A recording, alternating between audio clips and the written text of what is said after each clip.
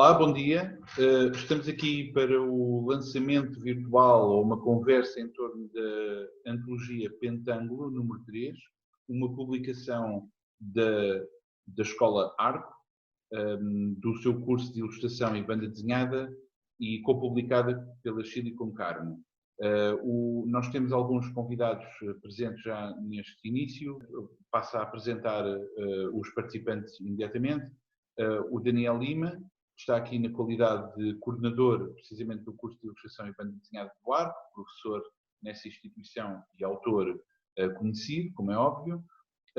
A Cecília Silveira, que está aqui numa qualidade multifacetada, porque foi aluna do Arco, é docente no Arco agora e também é artista e editora da Sapata Press e de outros futuros projetos editoriais.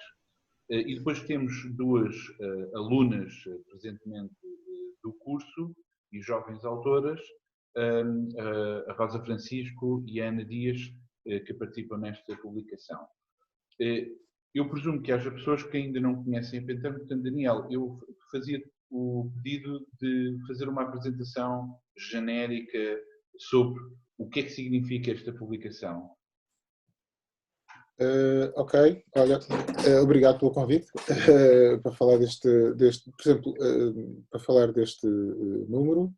Aliás, para falar da publicação em geral, eu começaria por dizer que é uma parceria do Arco com a Silicon Carmo e, na verdade, o que aconteceu foi que o Jorge Nesbitt e o Marcos Farrajota, já há algum tempo havia essa parceria em alguns outros projetos, ligados também à escola, obviamente, entre a Chile e a escola, e surgiu a ideia de fazer uma revista. Era um projeto um bocado ambicioso, porque ter uma revista com uma publicação anual, com conteúdos e conseguir preencher esse objetivo não era assim uma coisa muito fácil, mas resolveu arriscar-se a um dado momento. Achávamos que havia condições para que isso pudesse avançar. O projeto, na verdade, vai dar lugar ao quê? Vai dar, aliás, espaço a que se possa coordenar entre projetos que estão a ser desenvolvidos em termos pedagógicos dentro da escola e a colaboração de ex-alunos que já tiveram um percurso, como no caso do Rodolfo Mariano, foi um ex-aluno que participou desde o primeiro número. No primeiro número, por acaso, já tinha acabado a sua passagem pelo Arco, mas, entretanto, combinar nessa revista uma série de conteúdos de alunos do Arco, às vezes ex-alunos, pessoas próximas, professores do Arco. Entretanto, isso tudo seria o bolo, seria o miolo da revista. Eu diria que, sem me alongar agora muito, mas eu diria que o propósito também era nessa mistura de tornar a revista um bocado heterodoxa, muito diferenciada e não com uma linha marcada num género, e pelo contrário. Aliás, a revista Pentângulo não queria ser um quadrado, queria ser uma coisa mais aberta e que pudesse aproveitar esses géneros de experiências também diferenciadas de alguém que começa, alguém que já tem um discurso e outras pessoas que, entretanto, poderiam participar. Há também, desde o primeiro número, a participação de uma certa crítica sobre este meio, nomeadamente feita por ti, não é? Que tem alguns textos críticos desde o primeiro número. Este terceiro número, por acaso, acho que isto agora já é uma leitura muito minha, acho que essa hipótese de pensar que a revista também dá espaço a uma certa reflexão e quase que diria ensaio, passou mesmo para dentro das bandas desenhadas, talvez sem querer, sem se saber, porque a revista vai se compondo durante o ano e esses conteúdos vão sendo discutidos pelo Jorge Nesbitt, o Marcos Farrajota, a Cecília, o André, o Tiago Batista, eu, ou seja, o núcleo editorial são estas pessoas que vão acompanhando os trabalhos, vão fazendo sugestões e vão incluindo esses diferentes conteúdos e, inclusive, como eu estava a dizer há pouco, esse espaço de reflexão que, pelo menos nos 2 primeiros números, teve os teus textos. Sim, eu por acaso não falei logo ao princípio, mas de facto, para deixar claro, óbvio, eu também sou docente no ARCO, no curso de documento e numa parte teórica, e de facto participei no primeiro número aliás, nos primeiros números com texto e no primeiro número com uma banda desenhada, parte da qual foi ilustrada ou co-criada precisamente com a Cecília Silveira, a quem eu perguntava qual é a perspectiva que ela tem sobre esta publicação a partir de todos os seus pontos de vista, ou seja, como uma pessoa que fez parte da sua aprendizagem de banda desenhada no ARCO, agora tem uma experiência precisamente de docente no ARCO e de coordenar uma série de projetos editoriais ou projetos de criação dentro do curso, e depois também enquanto uma pessoa com uma experiência de coordenar um projeto editorial, ou seja, perceber a importância da publicação, o que é ser publicado e o que é que isso acarreta.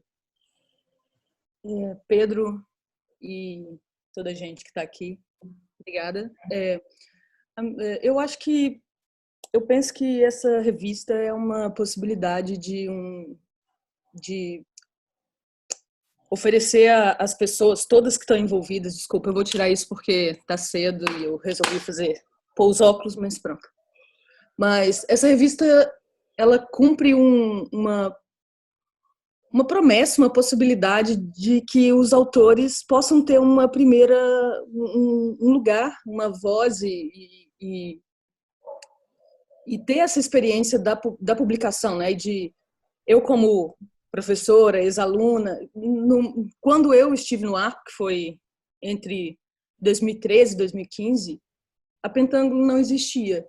E eu, muitas vezes, com o meu trabalho na gaveta, tive que procurar outros meios para editar que não tivessem tão próximos. Então, eu acho que essa revista ela dá a possibilidade das pessoas cumprirem todo um processo, um meio, não é? Assim, um meio não, mas um caminho, né? Entre a criação no ARCO e a publicação final, tendo tudo à mão ou nada, na verdade, porque é um trabalho em progresso, né? Em processo, e que a própria revista, desde o primeiro número até agora, foi sendo repensada e foi sendo um work in progress, né? Nós estamos tentando fazer também juntos e produzir juntos uma coisa que até então nunca tinha sido feita. Então é muito interessante porque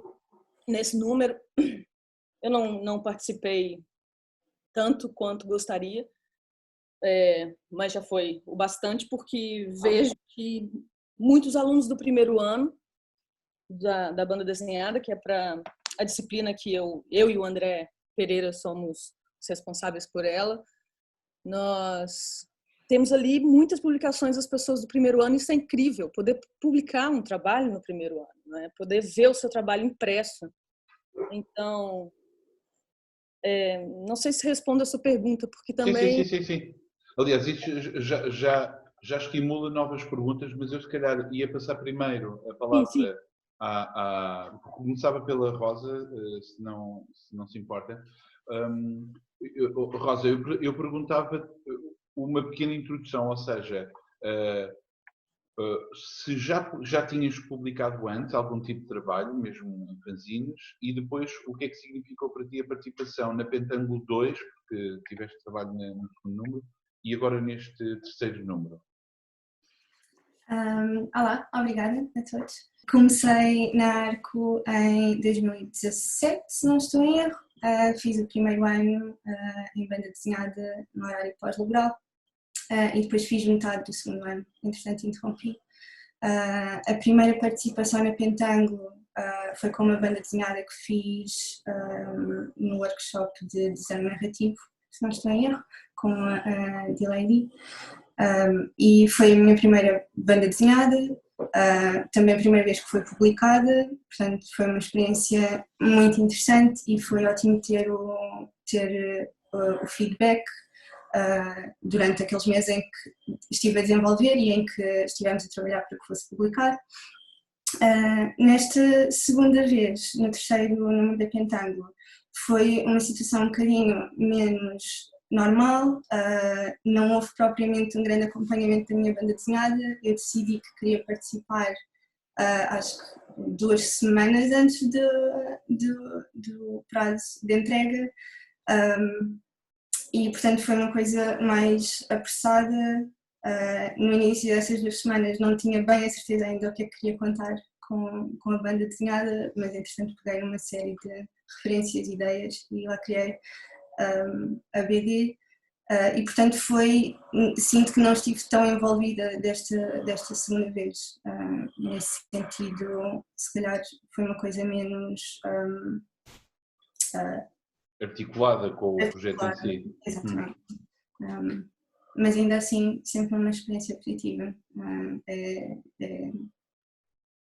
É muito diferente fazermos as coisas só para nós e fazermos para uma audiência e poder ver o nosso trabalho depois.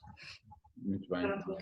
Então, e Ana, eu perguntava-te a ti precisamente o mesmo, ou seja, se já tinhas publicado alguma coisa antes da participação na Pentangle e como é que foi essa participação, em que contexto é que foram essas participações? Antes da Pentangle, propriamente dita, não tinha assim participado em nada que não fosse só eu, do it yourself, a fazer.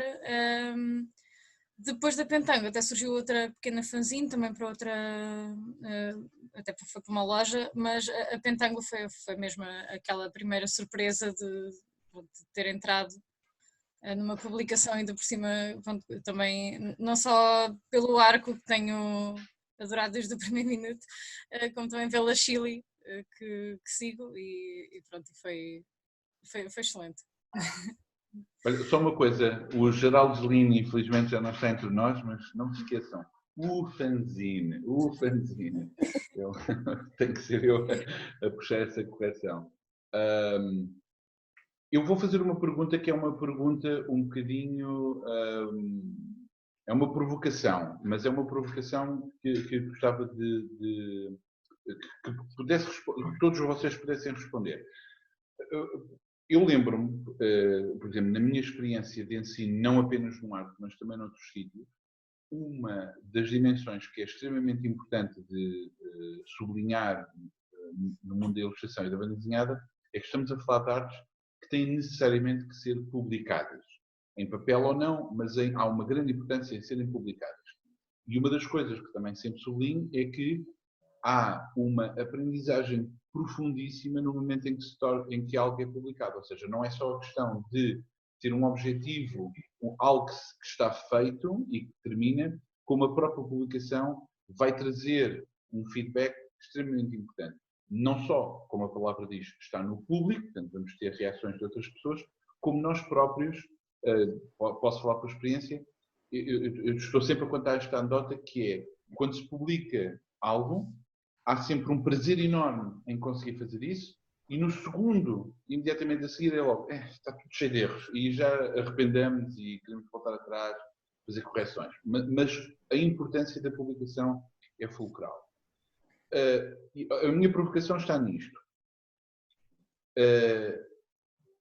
O esforço que é necessário, muitas vezes, para fazer autopublicações é uma escola muito importante. E eu lembro, nem sempre, eu tenho que ser muito sincero, nem sempre todos os jovens, quando eu digo jovens, é novos autores, não tem a ver com a idade, tem a ver com o estar a trabalhar neste território, nem sempre têm o trabalho ou o esforço para criar uma publicação. Por exemplo, a Cecília está aqui presente, e não é para lhe dar graxa, mas eu lembro precisamente nas aulas que tivemos, o interesse em fazer objetos, em fazer publicações, foi imediato. Eu lembro perfeitamente daquela história da mulher refugiada e da piscina. Imediatamente a Cecília trouxe uma coisa feita em papel e com uma capa, e a própria capa alimentava logo imediatamente. Portanto, nem todas as pessoas têm esse movimento. E a pergunta que eu fazia, a tal provocação é esta, que é, se uma escola ou uma instituição que envolve o ensino destas disciplinas, o oferecer a possibilidade de uma publicação, se é um estímulo positivo, no sentido que a pessoa diz, ok, eu sei que há uma publicação, portanto eu já sei quais são as regras e tenho que fazer qualquer coisa para alimentar a revista, ou se bem pelo contrário, é apenas uma muleta facilitista que retira um pouco a autonomia do trabalho para se fazer uma publicação. Esta pergunta responde a quem quiser.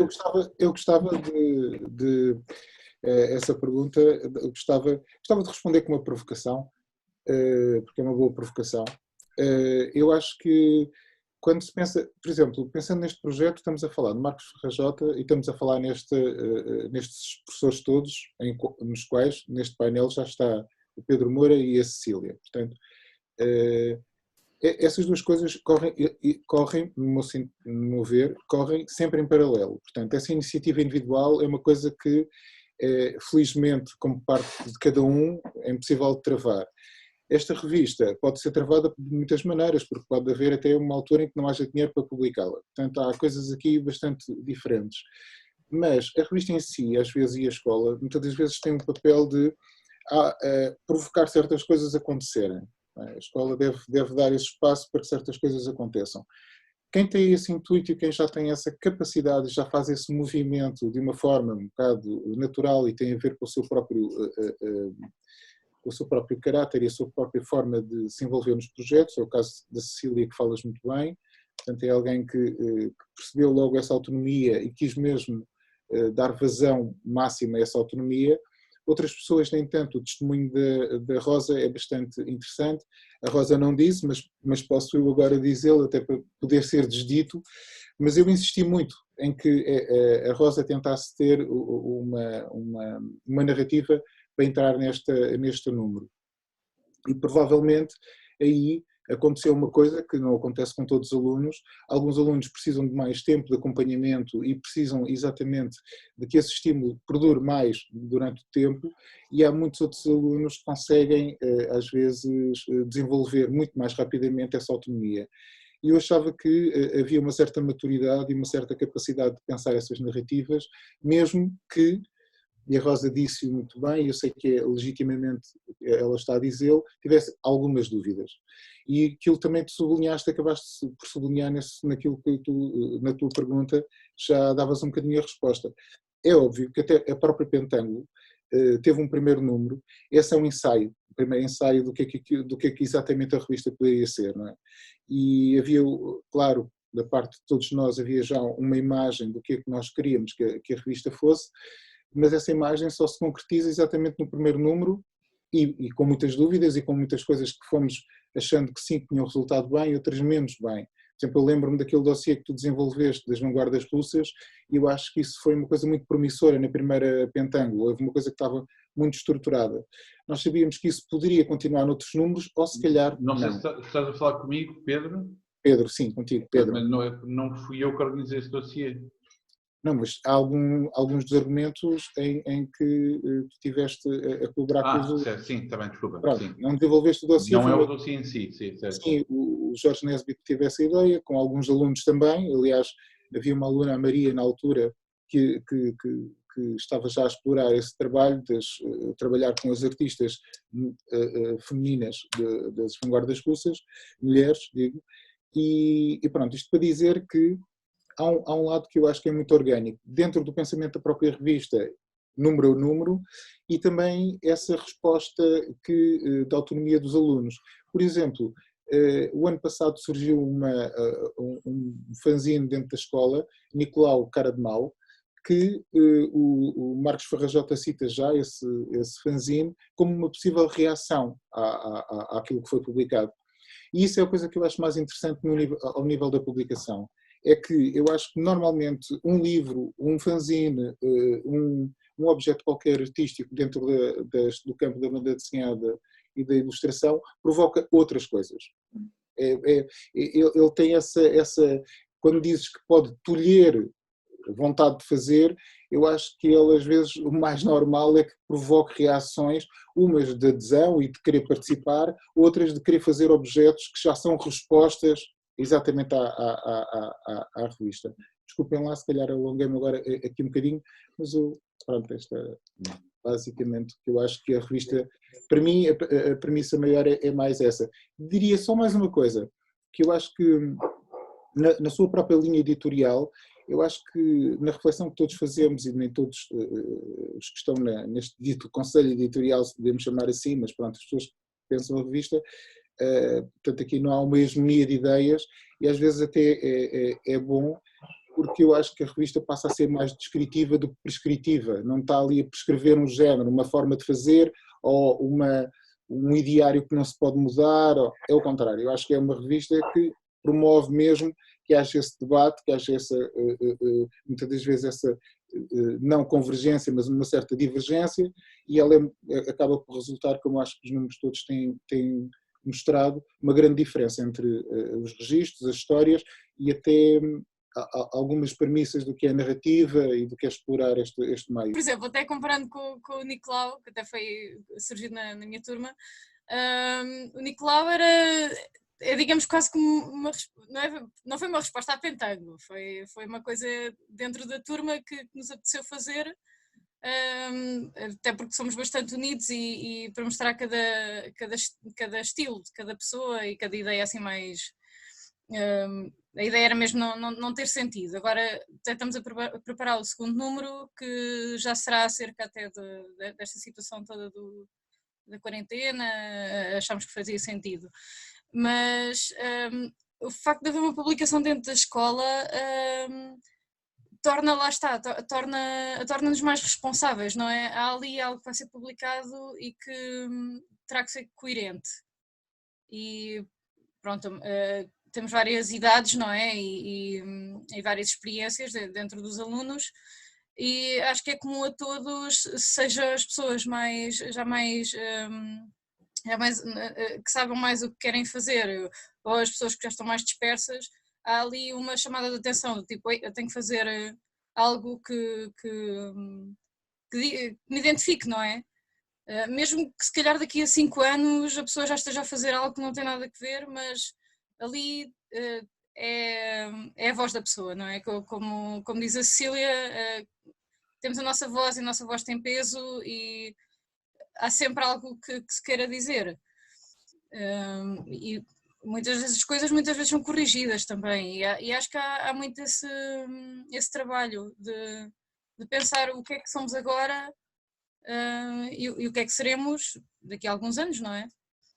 Queria só fazer uma pequena intervenção na sequência da Ana, porque estávamos eu e o André na disciplina do primeiro ano, no ano em que aconteceu o Nicolau, que é esse fanzine, foi mencionado como possível reação ou que surge na esteira, ou que surge junto no mesmo contexto que que o número 1, não foi? Não foi esse último. Eu já não sei quando. Segundo? Ok. No segundo, exatamente. Sim, desculpa. Mas eu acho que isso era visível, assim, era patente que os alunos estavam ali muito dispostos a... Eles não estavam produzindo para a revista, ou para qualquer publicação, mas eles estavam produzindo com uma gana, com uma vontade de ver aquilo ser feito e que outras pessoas pudessem ver, que era apaixonante, porque era o meu primeiro ano como professora, era o primeiro ano deles como aluna, e nós estávamos ali tentando fazer aquilo acontecer de uma forma muito apaixonada, e sem querer, e voltando à pergunta do Pedro, não era as qualidades materiais que a revista, que a Pentângulo dá, para que essas pessoas possam publicar das primeiras vezes na sua vida, ou que possam publicar de alguma forma, é incrível, porque eu, no meu trabalho como editora independente, na Sapata Press, tenho muitas dificuldades em conseguir publicar e fazer objetos que cumpram o mínimo, né, de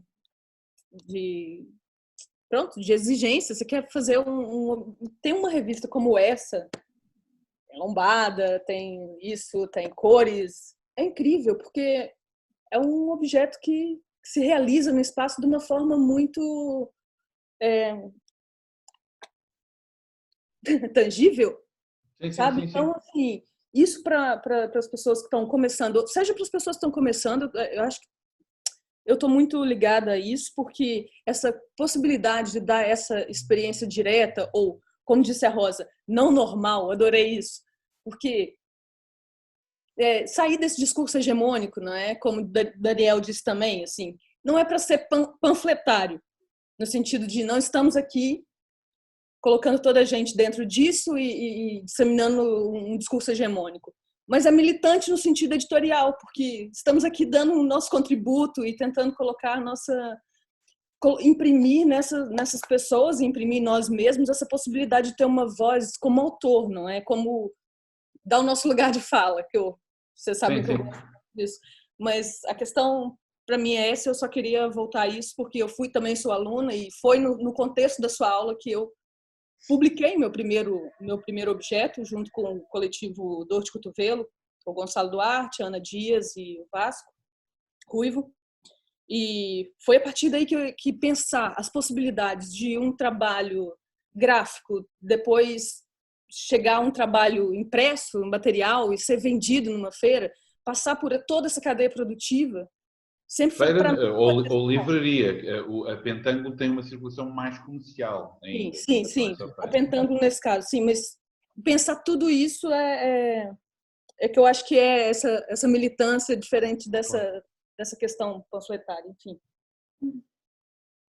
Rosa, não sei se queres acrescentar. Posso acrescentar muito brevemente. Sim, concordo com o que disseram até agora. Muito pessoalmente, enquanto pessoa que tem mais tendência para guardar os projetos na gaveta e não tanto parqueá-los, que é uma coisa que não faz propriamente muito sentido, mas a primeira experiência com a Pentangle, o que me deu foi um objetivo super claro: isto vai ter que ser publicado, como é que eu quero traduzir esta história, como é que eu quero mostrá-la. E desde aí acho que o que me deu foi mais um impulso para criar e perceber que ok, é possível, e o que é que eu tenho para dizer, como é que posso dizer, e é isso, passar da ideia para depois ver uma coisa num objeto físico e que também está em contraste e em diálogo com todas as outras bandas desenhadas que estão em cada volume. É super importante. Portanto, eu acho que mais do que ser uma coisa fácil, acho que é isso, dar esse impulso para depois sim fazendo mais coisas. Eu gostava de, não é propriamente uma pergunta, é mais uma intervenção, porque a Pentangle, nós temos que pensar sempre dentro de um contexto do que é que existe num determinado momento. E, de facto, por exemplo, eu e o Daniel somos da mesma geração, portanto, nós vimos muitas transformações no contexto português, não é? Houve uma altura em que havia uma circulação muito forte comercial de banda desenhada, estamos a falar de banda desenhada mais comercial, mas havia revistas nas bancas, havia livros a sair regularmente, havia revistas periódicas, e nós vimos paulatinamente um desaparecimento de quase todos esses objetos. E, inclusive, houve um momento mais interessante da produção de fanzines, anos 80, anos 90, e mesmo nisso houve também um grande decréscimo. O que é curioso é que nos últimos anos, vamos dizer, isto não é uma análise muito correta, mas há mais de 5 anos, de facto têm aparecido novamente mais projetos editoriais, editoras relativamente bem consolidadas, com coleções coerentes, algumas mais comerciais, genéricas. Isto agora não é uma crítica de gostos, é uma constatação de factos. Portanto, existem muito mais agentes de produção de banda desenhada em termos editoriais. E uma coisa que eu noto também é os fanzines voltaram a aparecer em força, ou seja, eu não quero utilizar-me como pauta nenhuma, mas eu durante muito tempo ia a feiras, acompanhava, eu neste momento perco uma feira e perdi a mão dos fanzines que existem.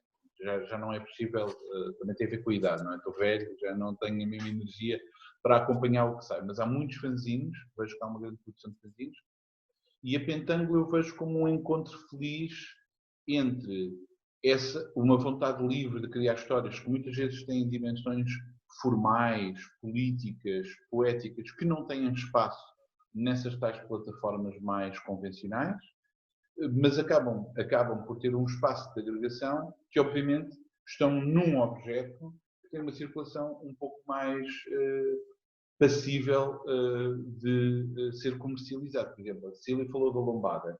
Isto pode parecer uma coisa quase caricata, mas a lombada é um aspecto absolutamente fulcral para a visibilidade numa livraria, porque os livros estão guardados e os fanzines desaparecem, não é? Enquanto que uma coisa destas é relativamente fácil de ler, mesmo que a pessoa esteja só a consultar assim, a lombada vai logo soltar. Portanto, a Pentângulo tem criado um espaço bastante curioso de haver espaço para uma banda desenhada que normalmente não está na ordem do dia. E aí eu gostava de, quer dizer, se quiserem comentar o que eu estou a dizer, obviamente estejam à vontade, mas eu gostava de que fizessem um comentário, cada um, sobretudo a Rosa, a Ana e a Cecília, sobre as peças com que participam neste número em particular. Porque a Ana participa com 2 histórias, uma delas de apropriação de banda desenhada clássica, uma outra que é uma espécie de comentário social. A Rosa apresenta uma peça francamente experimental e a Cecília com uma peça com um forte cariz político. Portanto, eu gostava não só que comentassem aquilo que eu disse, não sei se o Daniel quer fazer uma intervenção, mas depois de falarem dessas mesmas bandas desenhadas específicas que fizeram. Desculpa, Daniel, não sei se queres fazer algum comentário sobre o que eu acabei de dizer. Eu queria ouvir a Rosa, a Ana e a Cecília. Antes só queria dizer uma coisa que está um bocado na gênese daquilo que estavas a falar em relação a este movimento entre haver uma grande circulação de revistas, elas perdem-se e depois há a produção independente em fanzines e cresce bastante, houve momentos mais fracos. Não comentar como é que isso se foi desenvolvendo nem se desenrolando, mas gostava de salientar uma coisa em relação à revista Pentângulo e em relação a essa produção. Acho que carecemos muito de uma crítica. Acho que uma das coisas que eu acho que é interessante, agora falando só internamente, quando sai uma revista destas, cria alguma tensão também na recepção, não é? Há pessoas editadas, outras não editadas, tenta-se descobrir ali uma linha e qual foi os critérios de escolha.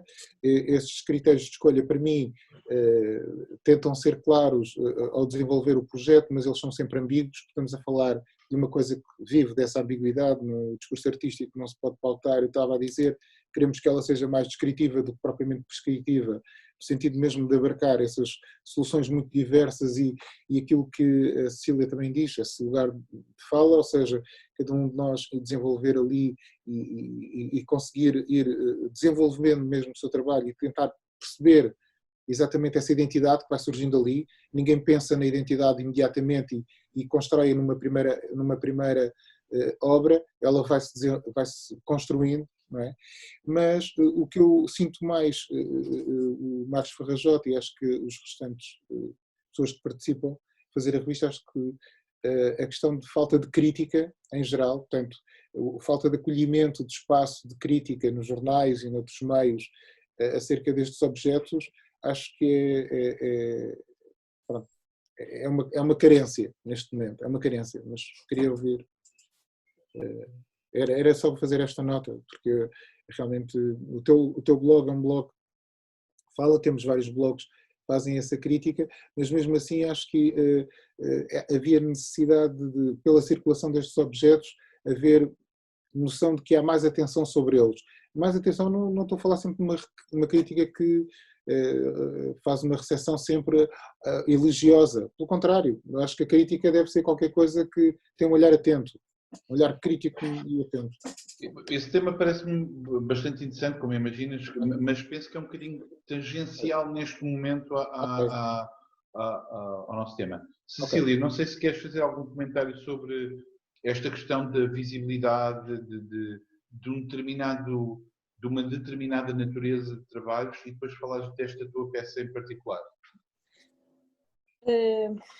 Posso sim, posso. Essa ideia de criar o espaço para uma coisa que não está na ordem do dia, você evoca através da Pentangle.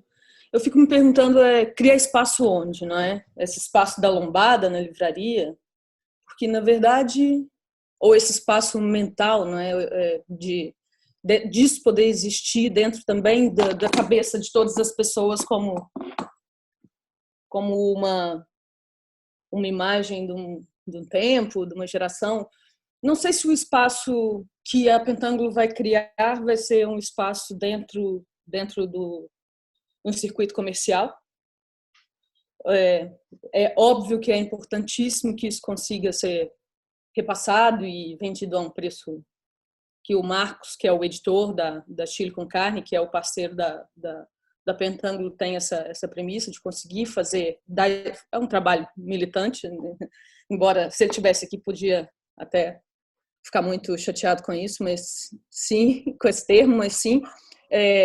O que eu me pergunto é, esses trabalhos eles iam acabar por existir dentro de um circuito, que fosse das feiras, através dos fanzines.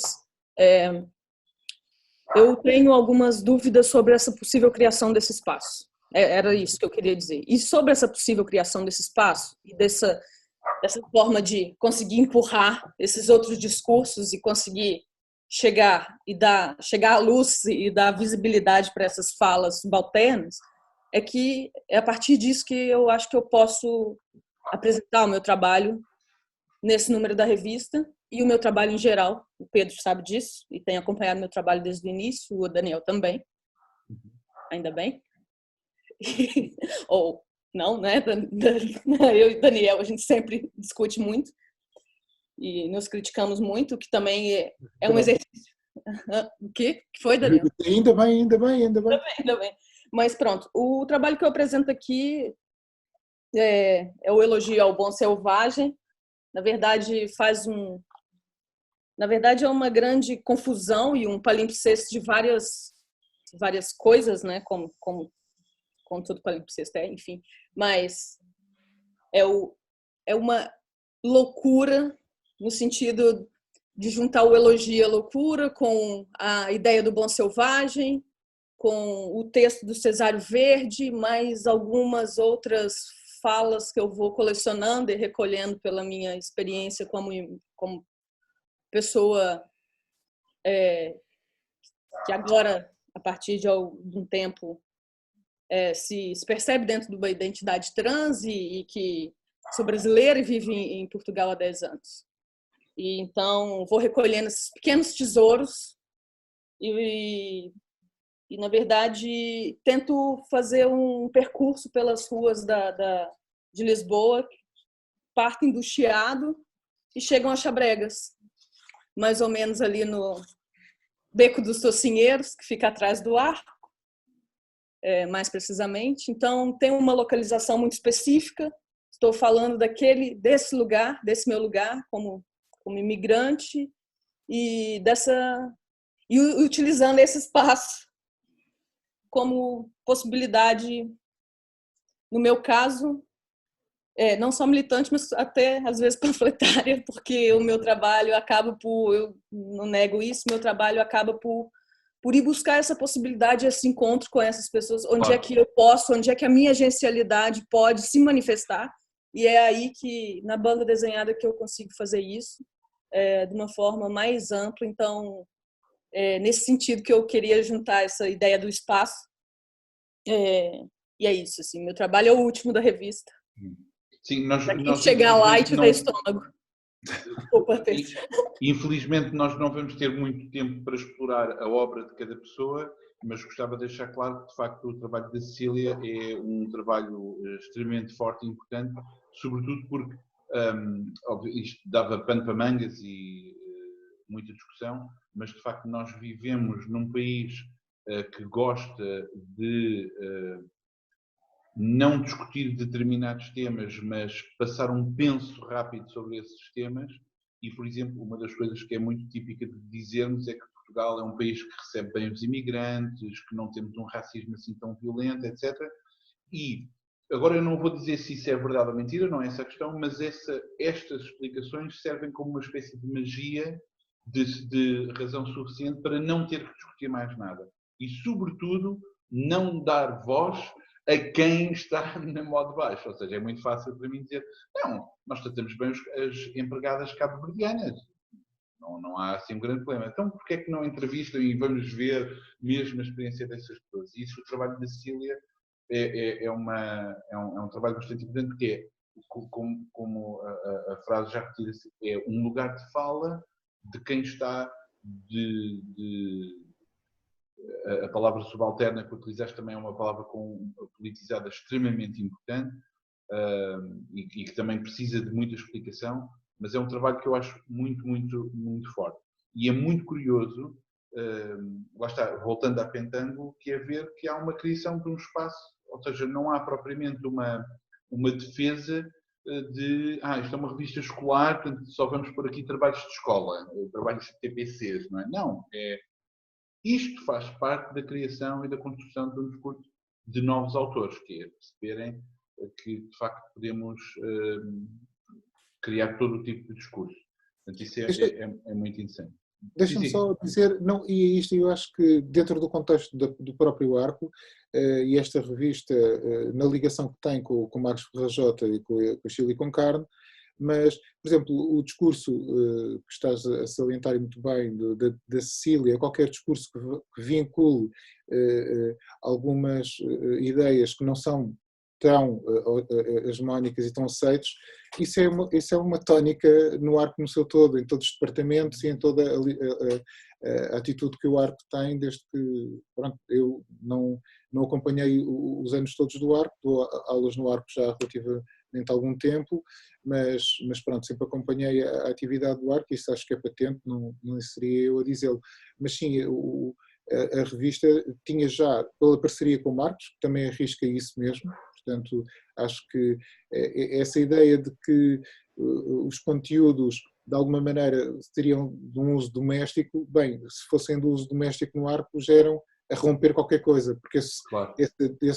essa lógica de troca de ideias e de efervescência já lá existe. Portanto, já ia ser muito pouco ortodoxo. Portanto, acho que é... Rosa, queres falar um bocadinho da tua peça, por favor? Claro. Bom, a minha BD surgiu, acho eu, de um conjunto de ideias, referências, imagens que na altura tinha presentes e acabou por ser um aglomerado delas. Posso enumerá-las. O poema Pessoa, cujo certo acompanha a narrativa, que tinha lido há pouco tempo e deparei-me com ele primeiro numa tradução em inglês, depois fui lê-lo em português e é muito bonito em português, mas senti-me particularmente atraída pela tradução porque em inglês a Pessoa é muito claro e simples e achei este poema muito, muito bonito pela sua simplicidade, em particular a tradução. Depois tinha também lido há pouco tempo um conto de Calvino, A Distância da Lua, e andava com esta imagem na cabeça de basicamente no conto nós podemos alcançar a Lua, basta entrarmos num barquinho, levamos um escadote, levamos um balde e uma colher, porque o objetivo é tirar leite da Lua, que é uma substância viscosa, então vai-se lá com a colher.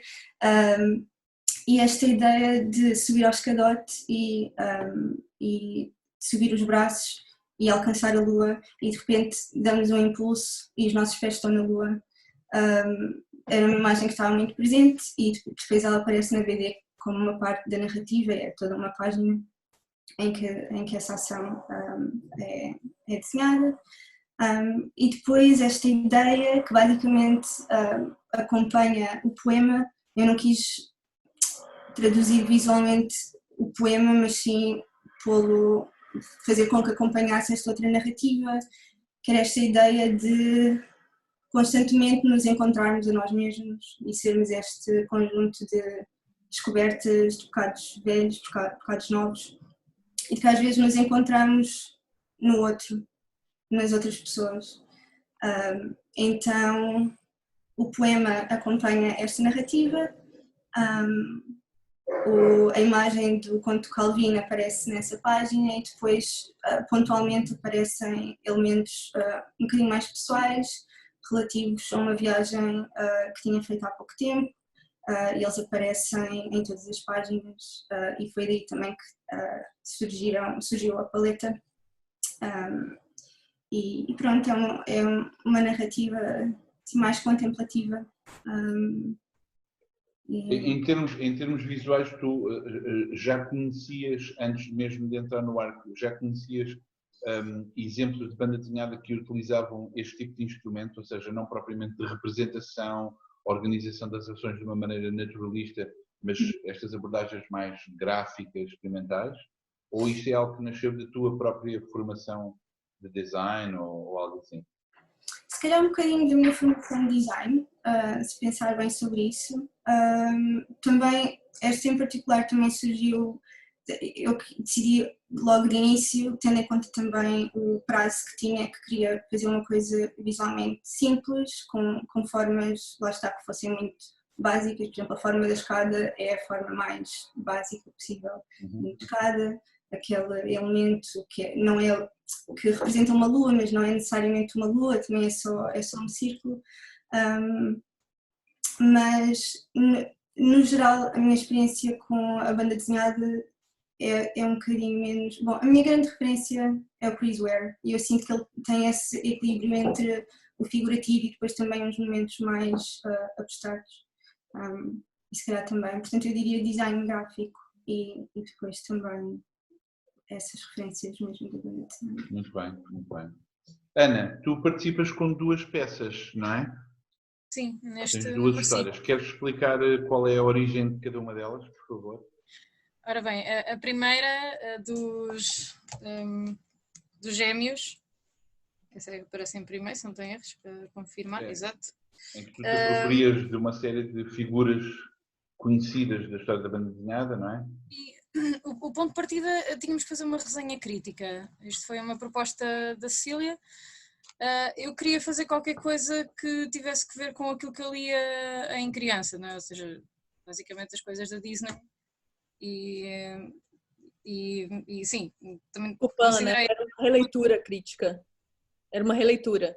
Leitura crítica, sim. Sim, era possível fazer vários tipos de crítica, não é? Podia ser apropriação, podia redesenhar a história à nossa maneira, podia ser inverter completamente o contexto, havia várias possibilidades.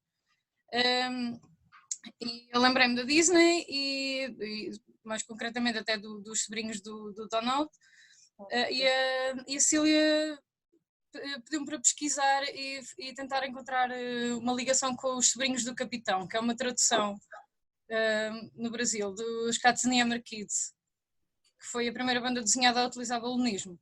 Assim, título de curiosidade. É um erro de tradução, porque Katzenjammer Kids é mais... Em Portugal também era chamado Os Sobrinhos do Capitão, é simplesmente uma adaptação, não é, porque traduzir Katzenjammer seria muito difícil. Sim, assim, a tradução mais próxima será qualquer coisa como miúdos traquinas, não é? Ou algo assim. Pronto, e então não tem propriamente uma relação com os sobrinhos do Donald, não é? Porque aqui também temos, os miúdos são enteados de um marinheiro, legal, e aquela relação do marinheiro, do chapéu de marinheiro do Pat Donald, mas não tem propriamente, um não tem referência ao outro. O que tem, que eu encontrei foi os scrotinhos, parece que são uma espécie de referência, não sendo, mas pronto, há ali absolutamente uma referência.